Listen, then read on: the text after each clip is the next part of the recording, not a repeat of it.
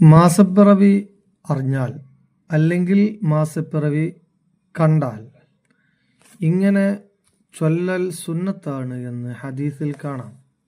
മാകാന നബിയു യഖൂലുഹു ഇദാ റഅൽ ഹിലാല അല്ലാഹു അക്ബർ അല്ലാഹുമ്മ അഹില്ലഹു അലൈനാ ബിൽ അംനി വൽ ഈമാൻ വസ്സലാമത്തി വൽ ഇസ്ലാം റബ്ബി വ റബ്ബുക്കല്ലാഹ്.